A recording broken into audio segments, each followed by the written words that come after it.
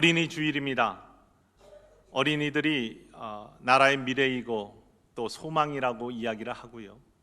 또 교회의 참된 소망 되시는 예수님께서 부르신 귀한 자산이고 뿐만 아니라 우리의 미래가 된다라고 우리가 고백을 합니다. 바라기는 이 땅의 모든 어린이들이 하나님의 백성 구원의 자녀가 되기를 간절히 소망합니다. 그리고 우리 교회에서 믿음으로 자라나고 있는 귀한 어린 영혼들 위에 하나님의 특별한 은총과 사랑이 넘치기를 간절히 축원을 드립니다.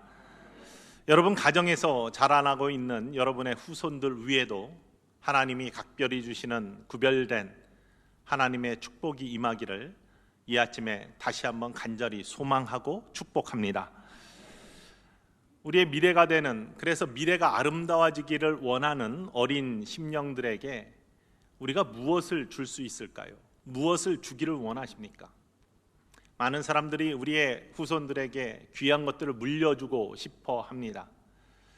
유산, 이것은 우리가 가지고 있는 것을 미래 사람들에게 전해주는 것이죠.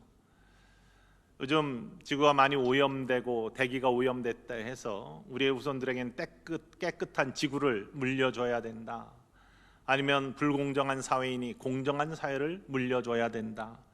아니면 좀 더 안정적이고 편안하게 후손들이 살기를 원해서 재물들을 이렇게 물려주기를 원한다. 이런 말씀들을 많이 하는데 이 모두가 무엇을 의미하고 있냐면 우리의 후손들이, 어린이들이 행복해지기를 원한다, 복된 삶을 살기를 원한다, 이것을 의미하고 있는 것이죠.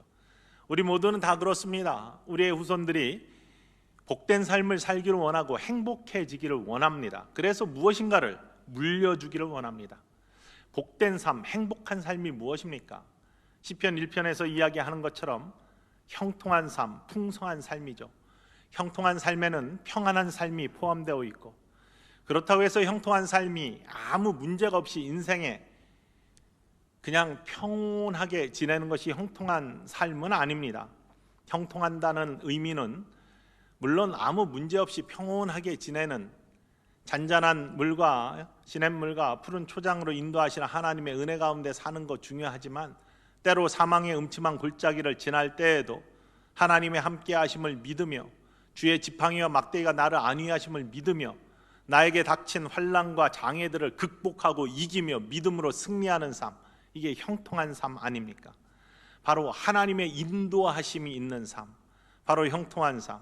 그리고 풍성함은 하나님이 채워주심에 놀라운 은혜가 있는 삶, 이것들을 우리의 후손들이 누리고 살면 좋겠다라는 소망 가운데 무엇인가를 물려주고 싶어 합니다. 우리의 삶 속에서 이러한 하나님께서 주신 은혜와 그러한 축복이 있다면 이런 비법을 후세에 전해주고 싶은 것이 우리들의 마음일 텐데, 정말로 귀한 것이 있다면 전해줘야죠. 어떻게 전해줘야 됩니까? 내가 가진 것을 우리 후손들에게 전해줘야 됩니다. 그것이 바로 유산입니다. 유산 하면은 보통 돈을 생각합니다. 저희 어머니께서는 한 14년 전에 소천하셨습니다. 하나님께서 굉장히 일찍 불러가셨습니다. 그런데 장례 다 마치고 나서 아버님이 은행에서 전화를 하셨어요. 어머니 통장을 정리를 하는데 자녀들이 모두 사인을 해야지 이게 해지가 되고 다 정리가 된다. 그래서 제 형제들이 2남 1녀인데 그 당시에는 다 미국에 있었거든요. 둘째는 나바윈디안 선교사를 하고 있고, 막내 여동생은 남편이 뉴욕에서 목회를 하고 있기 때문에 전부 다 해외에 있다가 들어와 가지고 정리를 해야 된다니까 빨리 정리를 하고 나가야 돼서 은행에 다 갔습니다. 뭔가 남긴 것이 있겠지 하면서 기대를 가지고 갔습니다. 그런데 가가지고 다 정리를 했더니, 이것저것 다 정리를 했더니 지금 기억에 314만 원인가 이렇게 남기셨습니다. 그것도 저희 아버님께서 다 가져가셨습니다. 무엇인가 이렇게 남겨준 거, 뭐 이런 것들을 사실은 돈 또 무슨 뭐 물질 이런 것들을 받는 거 참 좋은 것이죠. 그리고 좋게 다들 여깁니다. 하지만 저희 어머님이 그렇게 남기시고 적게, 그러니까 314만 원, 뭐 다 살고 나서 314만 원밖에 통장에 없으셨으니까 많은 금액이 아니죠. 그런데 언제나 사시면서 저희 어머님이 부족하다, 모자란다 이렇게 불평하신 적을 한 번도 들어본 적이 없습니다. 늘 넉넉하게 사셨습니다. 늘 베푸면서 사셨거든요. 가난한 사람 있으면 퍼주시고, 은혜 받으시면 교회다 헌금 다 하시고 뭐 이러면서, 그래서 아버님이 나중에 겁나시는지 이렇게 경제권을 이렇게 슬쩍 가져가시기도 하시고 뭐 이렇게 하셨습니다. 예전에 성미가 있었습니다. 성미 아십니까? 목회자를 사랑하는 마음으로 성도들이 밥 먹을 때마다 한 숟갈씩 봉투에 담아서 주일에 갖고 와요. 쌀을. 그때 뭐 쌀뿐입니까? 보리도 있고 귀리도 있고 여러 가지가 섞인 쌀. 그것들을 주일날 딱 갖고 오면 여선교회에서 모여서 목회자 가정에 전달해 줍니다. 주일날 오후가 되면은 저희 사택 부엌에 있던 쌀 뒤지에 이만큼 들어온, 성도가 꽤 많았거든요. 들어온 쌀들이 꽉 찹니다.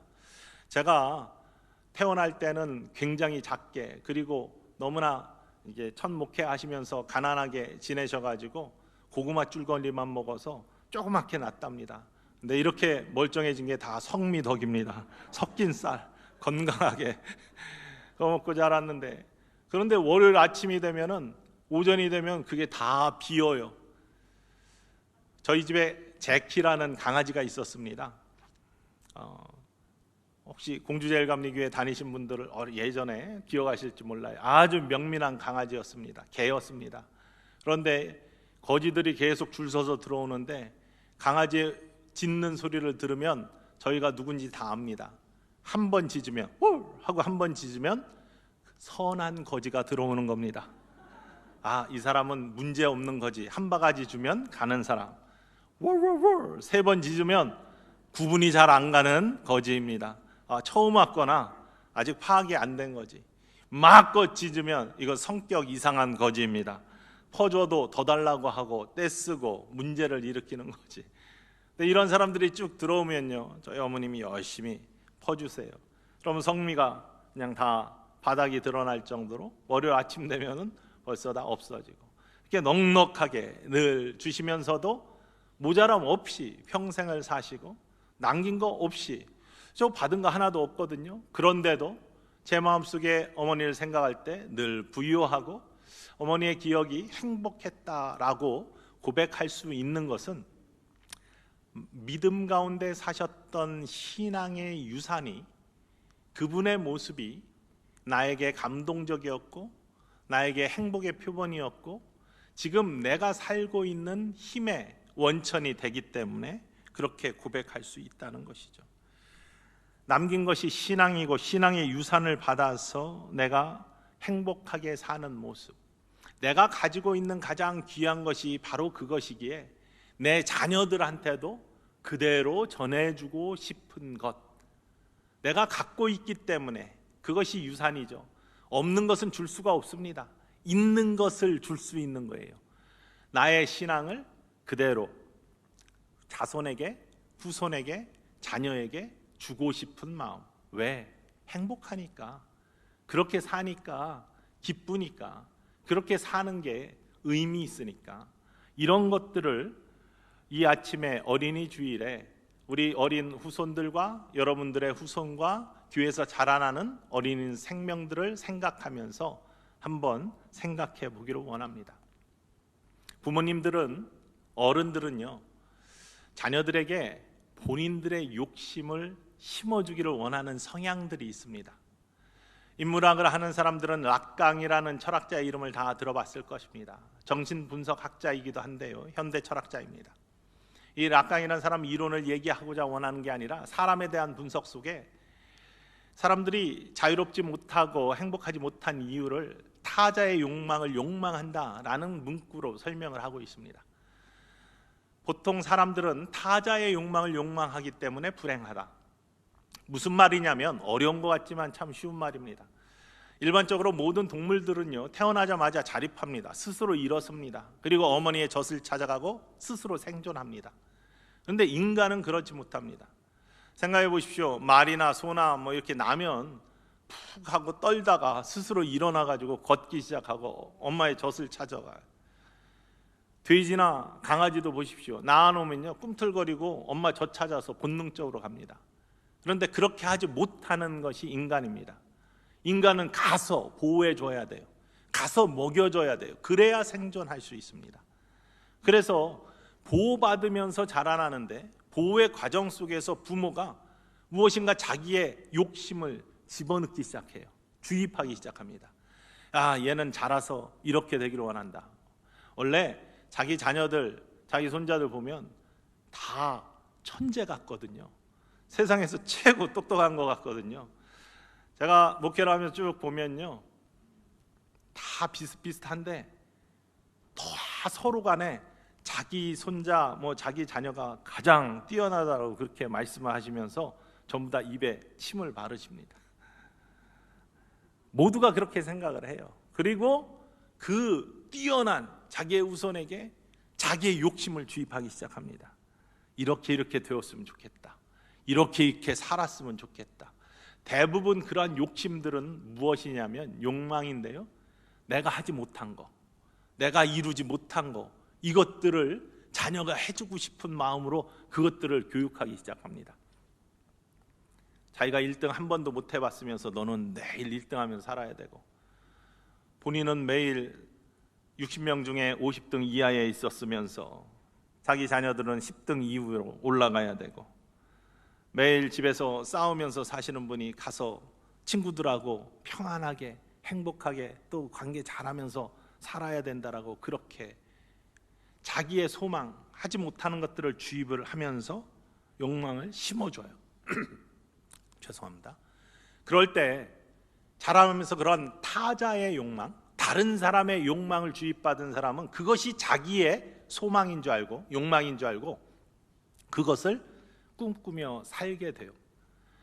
다른 사람이 심어준 욕망이 내가 해야 될 일인 줄 알고 살다 보면은 내가 원하는 것이 아니니까, 내가 원래 자기가 꿈꾸었던 꿈이 아니니까 남이 심어준 거니까 그걸 하기에 부담이 되고, 그것이 자유롭지 못하고 속박이 되고, 그러니까 불행해지기 시작한다는 것이 락강의 이야기예요.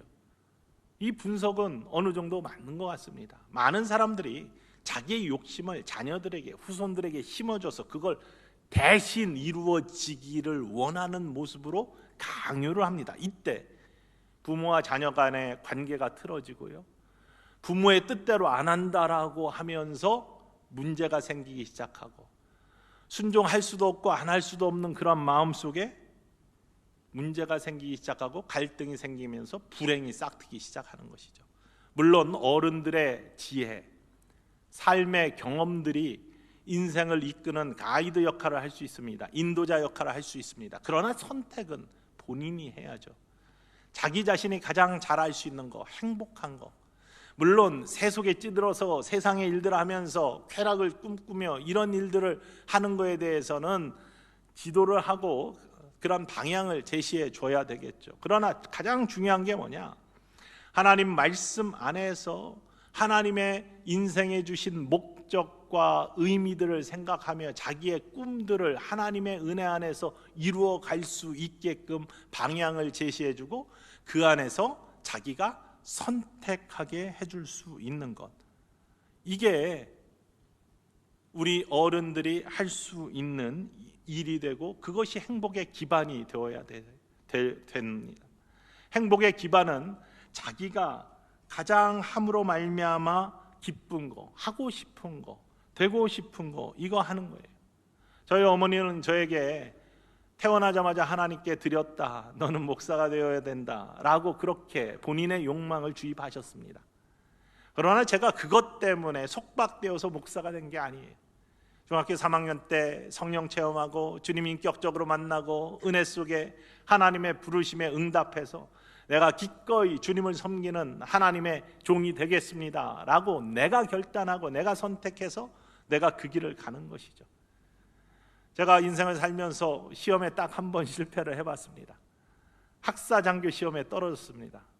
군대를 좀 편하게 하려고 학사장교 가려고 영천에 가서 시험을 보고 마지막 인터뷰를 들어갔는데 그 인터뷰하는 장군이 이렇게 질문을 하는 거예요. 거기서 인터뷰에서 합격하면 합격, 이쪽으로 가고 불합격하면 이쪽으로 가는 건데 장래 꿈이 무엇인가 이렇게 물어보는 거예요. 한마디 물어보는 거 질문에 한마디 대답하고 떨어졌습니다. 좋은 목사가 되는 겁니다. 이렇게 대답했습니다. 아니, 군대 시험 보러 가서 군인 되겠다라고, 그것도 장교 되겠다라고 시험 보러 가서 장래 꿈이 뭔가 하면 정답은 뭐죠? 좋은 군인이 되겠습니다 이건데 거기다 대고 좋은 목사가 되겠습니다. 그게 제가 되고 싶었던 거니까요. 제가 바랬던 거니까요. 그냥 고백을 했는데 이 사람이 탁 하더니 나가봐, 떨어졌습니다. 그렇지만 그래서 사병 같지만 하나님께서 그 모든 속에 저의 고백을 들으셨을 거예요.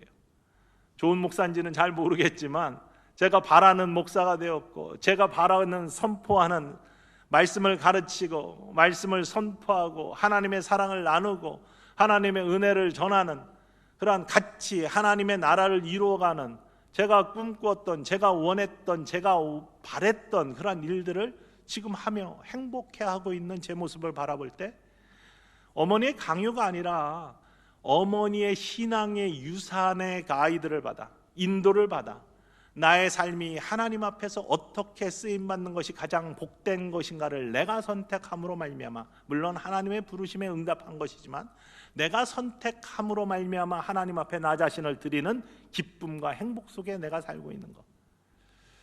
저의 큰딸은 어렸을 때 저랑 제 아내가 있는 곳에 딱 오더니 엄마 아빠 내가 무엇이 될지 정했어요 이렇게 이야기를 합니다. 뭔데? 기대를 가지고 들었더니 애니멀 트레이너가 되는 거예요. 동물들을 이렇게 트레이닝하는 거 되겠대요. 가만히 생각해 보니까 그때 가장 많이 보았던 TV 프로그램이 포켓몬이었습니다. 애니멀 트레이너가 된대요. 얼마 지나서 다시 와가지고 내 꿈이 바뀌었어요 이렇게 얘기해요.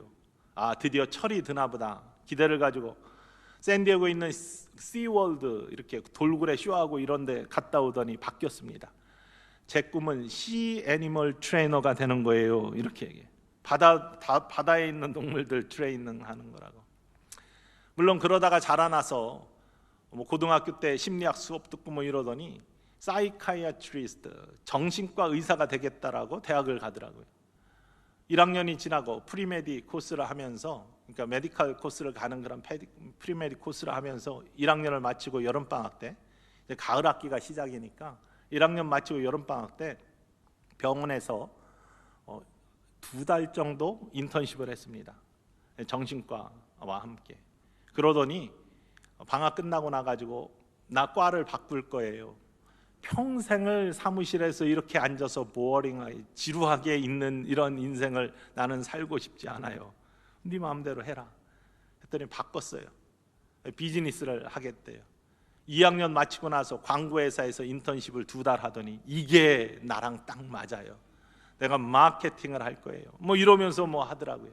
네 마음대로 해. 그러나 잊지 말아야 될 것이 있다.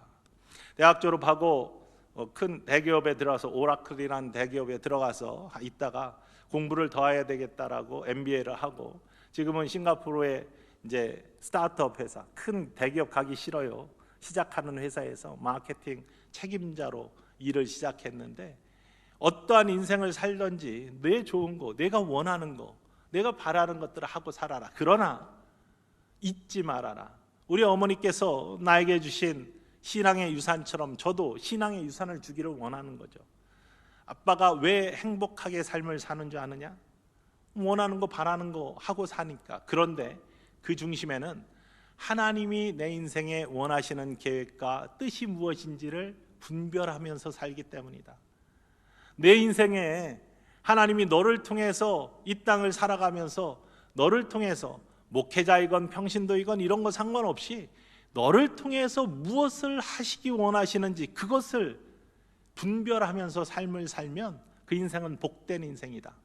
그 인생에는 하나님이 언제나 동행하시고 함께 하시고 인도하신다. 형통하게 하시고 풍성하게 하신다. 돈 많이 벌어라. 비즈니스 한다니까. 그러나 그 돈을 어떻게 쓸 것인지, 하나님이 무엇을 원하시는지, 하나님이 그 재화를 통해서 이 땅에 너의 삶이 또 너의 재화를 통해서 이 땅에서의 어떤 일들을 꿈꾸고 계획하시는지, 하나님의 꿈과 비전과 계획들을 네가 분별하면서 살면 내 인생은 복되고 아름답고 그 신앙 안에 사는 삶이 가장 행복한 삶이 될 것이다. 이렇게 그냥 전해주고 그에게 모든 것들을 맡기는 거죠. 강요할 필요가 뭐 있습니까? 우리들의 삶 속에서 언제나 함께 하시는 하나님의 놀라운 은혜를 먼저 체험한 사람들은요, 그 귀중함을 자녀들에게 전해주고 싶어 합니다. 바로 그러한 두 가지 형통함과 풍성함의 비법이 오늘 읽은 본문 말씀에 나와 있습니다. 사실 이 본문 말씀은 저희 어머님 소천하시고 나서 아버님이 가정예배 드리고 나가지고 가정예배 드리시면서 본문을 읽으시며 이게 어머니가 너에게 주시는 유언의 말씀이다 이렇게 말씀하시는데, 저희 아버님이 그냥 주신 걸 거라고 저는 믿어요. 왜냐하면 저희 어머님은 마지막에 말씀을 한동안 못 하셨거든요. 정신이 의식이 별로 없으셔서. 그러니까 아버님이 분명히 찾아내가지고 어머니 말씀이라고 주신 것임에 분명할 터인데, 그럼에도 불구하고 이것을 귀한 어머니의 유언으로 받아들이고 마음속에 새기는 이유는 이 말씀 속에 어머니의 신앙의 모습이 담겨 있고, 그 모습이 복돼서 나도 이렇게 살고 있고 내 자녀들에게 이 신앙의 유산을 주고 싶은 그런 마음이 내 가슴에 풍성하기 때문에, 이러한 모습은 비록 우리의 가정뿐만 아니라 좋은 것은 서로 나누고 하나님의 뜻은 서로 나누면서 그것이 하나님의 뜻이 되어야 되기 때문에 성도님들께 함께 나누고 성도님들께 함께 소개하면서 이 아침에 하나님의 말씀을 나누기를 원합니다. 첫 번째가 진리의 말씀이고 두 번째가 축복의 통로 11조입니다. 오늘 본문 말씀은요, 두 가지로 구별됩니다. 먼저 본문 말씀 중에 1절로부터 4절까지 말씀 먼저 함께 보겠습니다. 내 아들아, 나의 법을 잊어버리지 말고 내 마음으로 나의 명령을 지키라. 그리하면 그것이 내가 장수하며 많은 해를 누리게 하며 평강을 더하게 하리라. 인자와 진리가 내게서 떠나지 말게 하고 그것을 내 목에 매며 내 마음판에 새기라. 그리하면 내가 하나님과 사람 앞에서 은총과 귀중히 여김을 받으리라. 아멘. 하나님 말씀을 지키고 하나님 말씀을 마음판에 새기는 사람, 하나님 말씀을 붙들고 사는 사람, 이 사람은 평강을 누리고 사람과 하나님 앞에서 은총과 존귀함을 누린다, 이렇게 고백하고 있습니다. 하나님의 말씀 지키며 사는 사람, 여러분 심령 속에 하나님 말씀을 새기고 사는 사람들은 평강함을 누리고 형통함을 누리고 뿐만 아니라 사람과 하나님 앞에서 은총과 존귀함을 누리게 됨을 믿으시기를 주님의 이름으로 간절히 축원을 드립니다. 그렇게 됩니다. 바로 그 귀한 것을 저는 저희 어머님에게서 보았고, 뿐만 아니라 제가 그러한 삶을 살기를 원하고 누리고 있고, 제 자녀들이 그러한 일들을 이어가기를 원하고, 또 교회에서 자라는 모든 우리 어린이들과 주변에 있는 많은 성도님들의 후손들이 그러한 삶을 함께 누리기를 주님의 이름으로 간절히 소망합니다. 정말로 형통하기를 원해요. 평강하기를 원합니다. 하나님과 사람들 앞에서 은총과 존귀함을 누리기를 원합니다. 그러기 위해서는 어떻게 하라고요? 말씀을 지키라. 말씀을 마음판에 새겨라. 늘 말씀을 가까이 해라. 이것이 오늘 주시는 하나님의 음성입니다. 그러면서 하나님 앞에 언제나 겸손하고 사는 것이 내 능력이 아니라 하나님의 은혜임을 고백하며 하나님을 인정하는 삶, 이 삶이 복된 삶이다. 6절 말씀입니다. 너는 범사의 그를 인정하라. 그리하면 뭐라고 되어 있습니까? 내 길을 지도하시리라.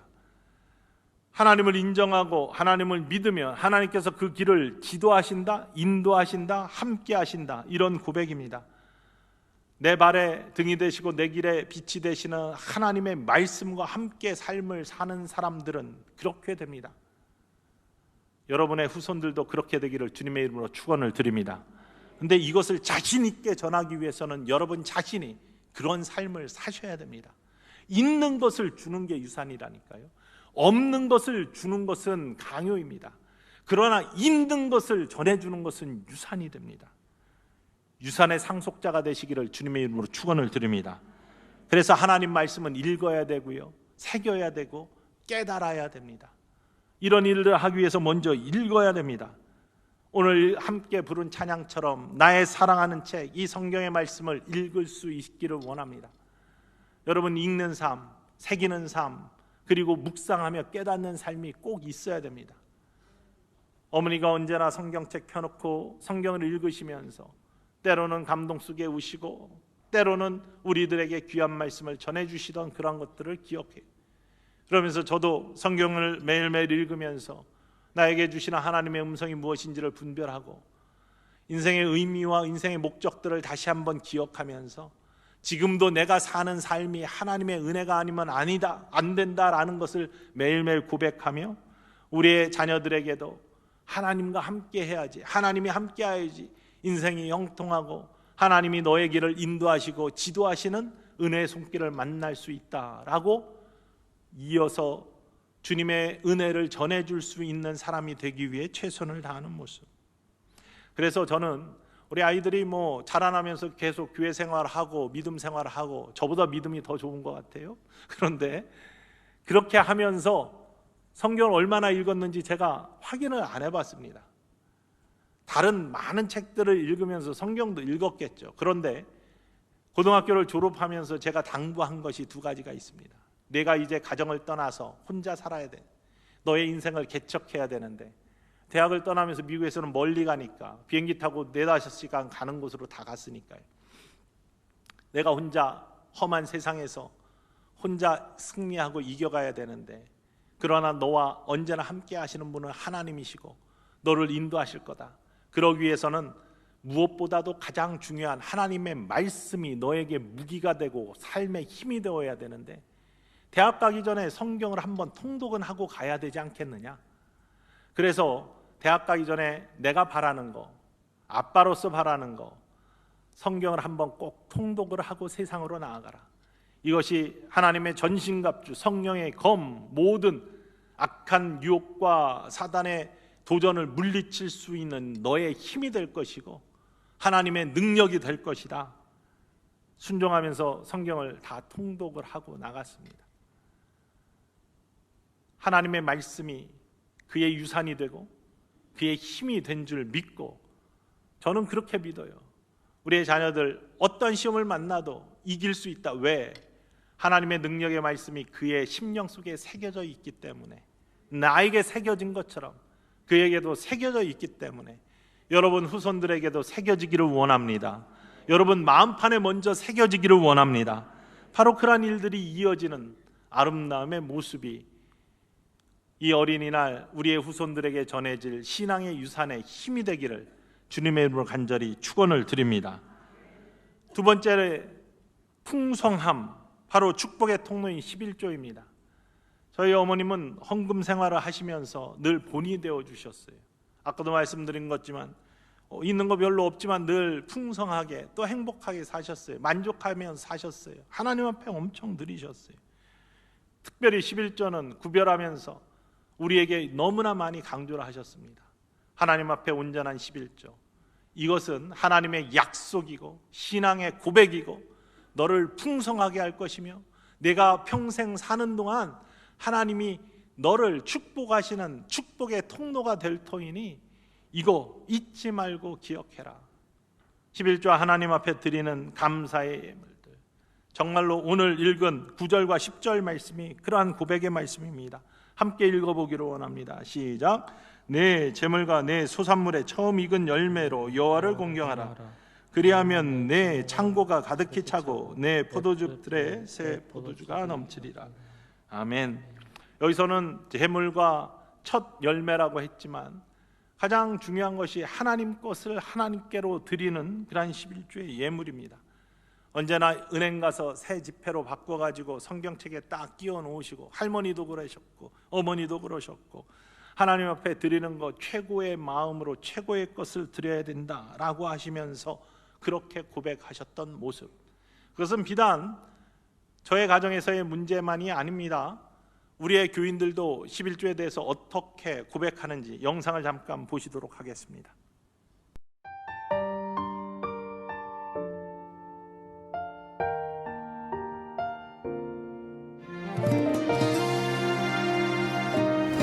11조는 하나님이 주신 성도들에게 가장 축복된 길임을 저는 그렇게 고백을 하고 있습니다.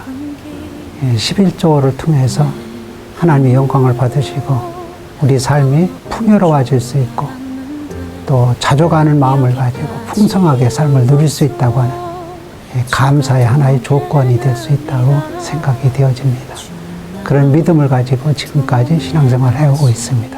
11조는 하나님과의 약속입니다.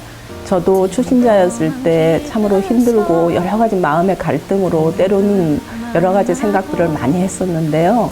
지금도 아마 이 화면을 보고 계신 우리 성도님들도 그러실 수 있다고 생각해요.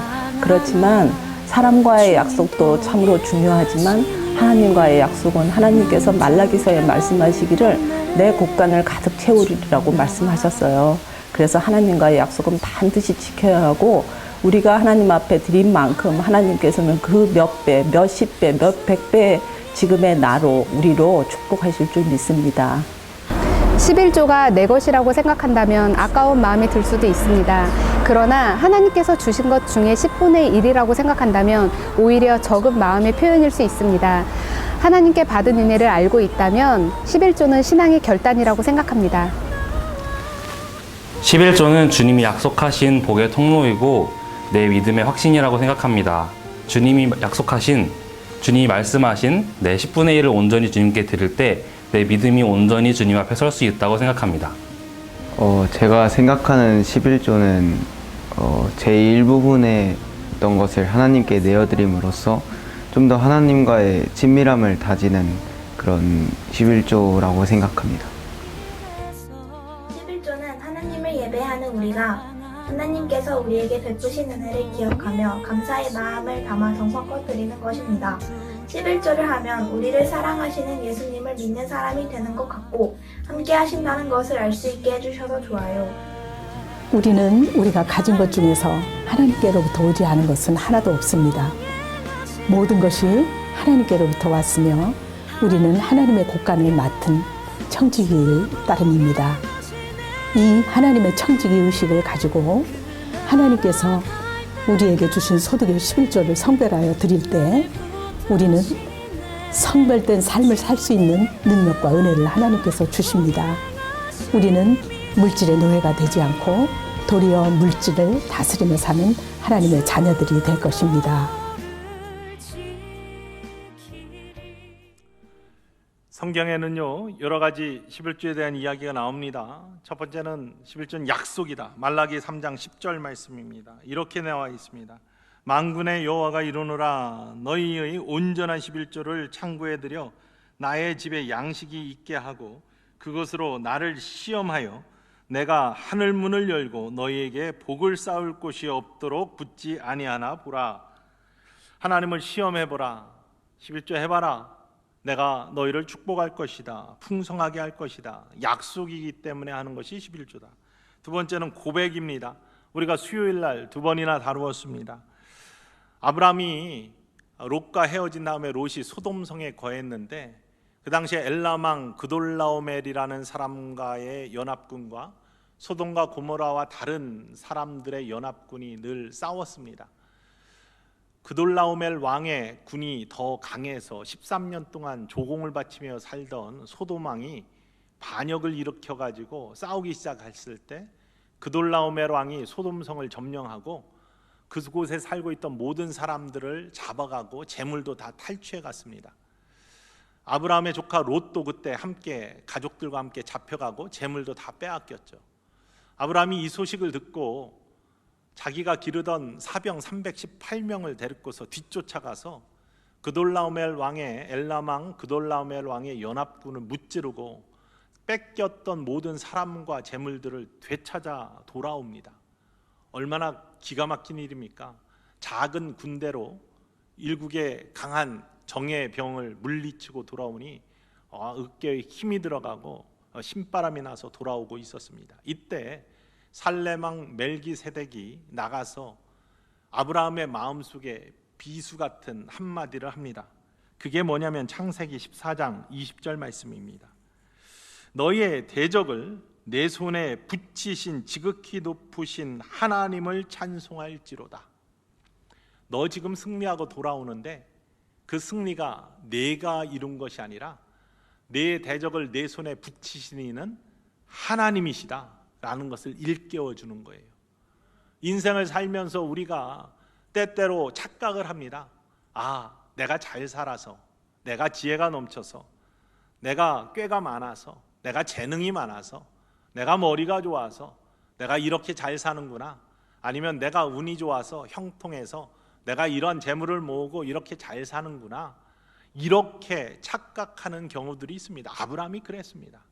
그러나 살렘왕 멜기세덱의 고백 한마디가 그의 마음을 바꾸어 놓았어요. 너 대적을 내 손에 붙이신 것이 내 능력이 아니라 하나님이 하신 일이라. 그 하나님을 찬송해라 라고 하는 말에 아브라함은 무너졌고 10분의 1을 떼어서 제사장에게 드려요. 제사장에 드린 것이 아니라 하나님께 드린 것이죠. 이 일을 하신 분이 하나님이시구나. 나를 인도하신 분이 하나님이시구나. 나와 함께 하신 분이 하나님이시구나. 여러분 인생에 함께 하시는 분이 하나님이시구나. 나를 지금까지 인도하신 분이 하나님이시구나. 나를 이렇게 되게 하신 분, 나를 이렇게 풍요롭게 하신 분. 여러분 비교해서 풍요를 생각하지 마십시오. 내가 이렇게 먹고 건강하게 또 이렇게 지내게 하신 이 모든 것의 근원이 되신 분은 바로 우리의 하나님이시다라는 고백을 하는 순간 우리는 하나님 앞에 11조 예물을 드릴 수 있는 거예요. 그 고백이 있는 사람이 바로 그것이 아브라함의 11조였습니다. 그리고 세 번째로는 물질에 대한 것인데요, 이 모든 세상에 가지고 있는 우리의 물질은 내 것이 아니다. 청직이다. 아까 마지막 인터뷰에서 나온 것처럼요, 김 장로님이 말씀하신 것처럼 우리 청직이다. 하늘나라에 갈 때 아무것도 못 가져고 간다. 그러니 하나님의 것을, 하나님의 영광을 위해서 또 세상에 귀한 사람들과 함께 나누며 또 풍요롭게 즐겁게 살기 위해서, 행복하게 하기 위해서, 모든 사람이 더불어 잘 살게 하기 위해서 이런 물질들을 주셨는데 그냥 내 거라고 움켜쥐고만 있다가 다 놓고 올라가는 그런 안타까움, 물질에 속박되고 물질의 노예가 되는 삶이 아니라 물질을 다스리는 삶, 청직의 삶, 바로 이러한 삶에 하나님께 드린 11조가 가능하다. 어떤 사람들은 그렇게 이야기합니다. 교회에서 헌금 얘기하고 11조 얘기하면 은혜 떨어진다 이렇게 말씀들을 하시는데요, 천만의 말씀입니다. 11조에 대해서 논쟁도 하더라고요. 이게 뭐 성경적이냐 아니냐. 성경에 나오는 말씀 그대로 믿고 그래서 11조만 하는 것이 아닙니다. 저희 어머니가 아버님이 하셨던 그러한 신앙의 모습 속에 11조는 굉장히 중요한 부분이었고, 그것을 함으로 말미암아 놀라운 은총에 하나님이 주시는, 부어주시는 축복을 바라보면서 나도 부모님이 물려준 신앙의 유산 11조 축복의 통로를 온전히 이루며 살아야 되겠다라는 고백과 함께 이렇게 살 때 하나님이 채워주시는, 거부는 아니지만 만족하면서 살 수 있게 해주시는 하나님의 은혜를 누리며 살잖아요. 그러니 우리 아이들에게도 너희들이 축복의 통로 11조를 하나님 앞에 온전히 드려야지만 내 인생에 함께 하시는 하나님을 고백하며 그 하나님께서 너희를 충만하게 하시고 풍족히 하시는 은혜를 입을 것이다 라고 자신 있게 이야기하고, 그것이 나의 경험이기에, 나의 고백이기에 여러분과 함께 내 자녀에게 당당하게 해줄 수 있는 이야기이기 때문에 우리 교인들과 함께 나누고 교인들의 후손도 그렇게 풍성함의 하나님의 은혜를 누리며 살고 행복하고 복된 인생을 누리기 원하는 간절한 마음으로 단에서 선포하는 것이죠. 자신이 있으니까 선포하는 거예요. 단에서 선포하는 것은 예수 그리스도의 십자가로 말미암은 구원의 놀라운 역사와 하나님이 함께 하심으로 말미암아 우리를 풍성하게 하시는 은혜의 삶으로 우리를 인도하시는 하나님의 축복을 선포하는 것입니다. 구원과 축복, 이것을 선포하지 않고 어떻게 단에서 당당하게 하나님 앞에 인정받고 하나님께서 기뻐하시는 목회자가 될 수 있습니까? 하나님께서 나에게 주신 사명, 나에게 먼저 주신 은혜를 나누는 삶, 바로 하나님의 말씀을 지키며 사는 삶과 11조를 온전하게 드림으로 말미암아 하나님을 기쁘시게 할 때 주시는 풍성함의 은혜, 여러분 가졌다고 자만하지 마십시오. 코로나 사태를 바라보면서요, 미국에서는 11조 대신 요즘 플리즈 해가지고 연초가 되면은 내가 올해 얼마 도네이션 하겠다, 교회에서 다 그렇게 바뀌었어요. 11조 타이스 잘 안 해요. 그런데 그런 미국이 얼마나 쇠퇴하고 있는지 아십니까? 이번 코로나 사태를 보십시오. 자기가 갖고 있는 것이 얼마나 허망한지. 뉴욕에서 샌드위치 하나 얻으려고 쭉 줄 서 있는 사람들 보지 못하셨습니까? 평소 때는요, 아무리 없는 사람도 두 끼, 세 끼 충분히 먹고 나눌 만큼 풍성한 나라가 미국입니다. 전 세계 다 다녀봤는데요, 미국만큼 풍성한 나라가 없고, 아무리 가난한 집 없는 홈리스 거지들도요, 어느 곳에 가면은 다 먹을 것이 있어가지고 자기가 찾아가면 다 먹을 수 있습니다. 굶어 죽는 사람 있을 수 없는 나라입니다. 그런데 샌드위치 하나 받으려고 몇백 미터 줄 서 있는 저러한 모습들이 우리가 상상이나 한 모습입니까? 우리가 가지고 있는 것이 내 것이 아니라는 사실을 기억하시기 바랍니다. 언제 어떻게 없어질지 모르는 거예요. 그저 우리는 하나님이 나에게 주신 축복을 누리고 나누고, 하나님이 나의 인생 중에 주신 놀라운 은혜를, 그리고 인생의 계획을, 또 인생의 목적을 어떻게 하나님 안에서 누리고 즐기며 살까? 즐겁게 살아야죠. 즐거움이 없으면 안 되죠. 그러나 그것이 세상의 즐거움이 아니라 하나님이 주신 기쁨, 영적인 기쁨 속에 그 인생을 행복하고 축복되게 지내는 모습들, 이것이 내가 가진 자산이어야 되고 후손에게 물려줄 유산이 되어야 될 줄 믿습니다. 내가 없으면 줄 수 없습니다. 하나님 말씀 여러분의 것이 되기를 원합니다. 축복의 통로 11조 여러분의 인생의 신앙의 고백이 되기를 원합니다. 그럴 때 여러분이 자신 있게 여러분 후손에게도 이러한 삶이 정말로 복된 삶이고 행복한 삶이다, 이러한 유산을 받아라 라고 줄 수 있는 아름다운 믿음의 사람들 될 줄 이 아침에 고백하시는 모든 천성의 가족들 되시기를 주님의 이름으로 축원을 드립니다. 기도합니다.